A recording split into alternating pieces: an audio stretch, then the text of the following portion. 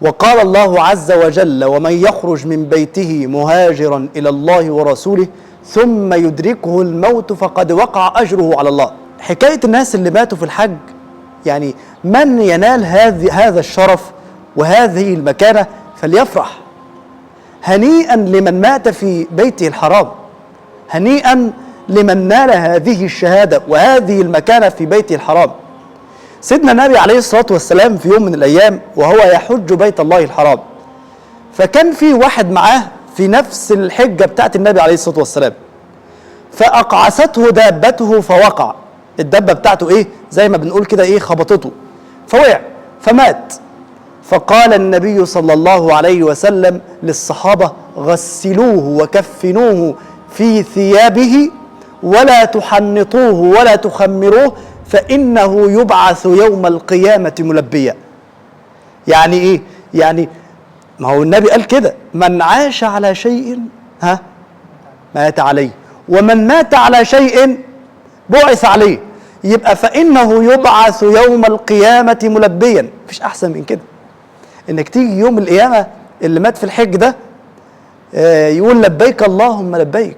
يوم القيامة لما يلقى الله عز وجل ويشوف ربنا: لبيك اللهم لبيك، لبيك لا شريك لك لبيك، إن الحمد والنعمة لك والملك لا شريك لك لبيك. من عاش على شيء مات عليه، ومن مات على شيء بعث عليه.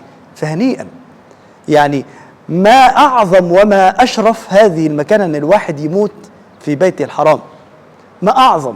فلو ليك واحد قريبك، ليك واحد، يعني هذه مكانة لا ينالها إلا من يستحقها، مكانة عظيمة. ولذلك سيدنا النبي عليه الصلاة والسلام شو بيقول إيه؟ من خرج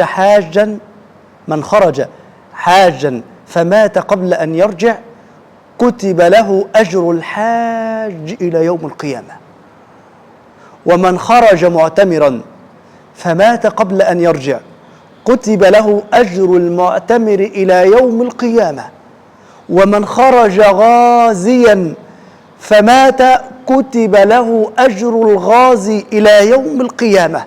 يا سلام! اللي يروح الحج ويموت في الحج يعني يتكتب له كل سنة أجر الحج إلى أن يرث الله الأرض من عليها.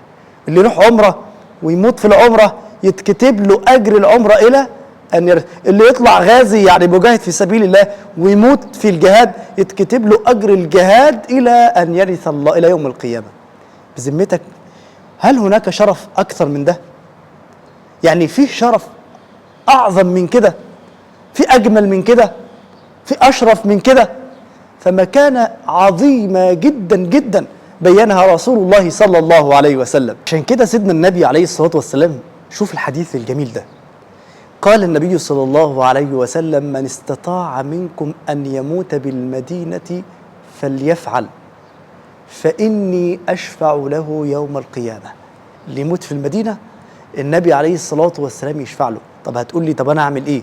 لا، يعني الإنسان إذا استطاع إنه يعيش في المدينة فما أجملها. ولما يموت في المدينة النبي يشفع له إيه؟ يشفع له النبي صلى الله عليه وسلم يوم القيامة. طيب المدينة بس؟ لا، شوف بقى الحديث الثاني ده. قال النبي صلى الله عليه وسلم: من مات في أحد الحرمين بعث من الآمنين يوم القيامة. يبقى لو مت في مكة أو المدينة بعث من الآمنين إيه؟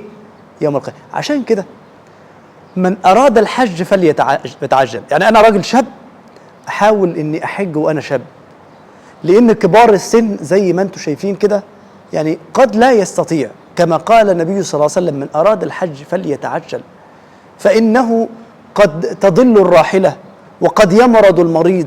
يعني الواحد قد لا ينال هذه المكانة بعد كبر سنه، لما يكبر مش هيقدر يؤدي هذه المناسك. فاحنا شفنا عدد الشهداء اللي ماتوا، نسأل الله عز وجل أن يجعلهم من الشهداء وأن يرزقنا حج بيته الحرام.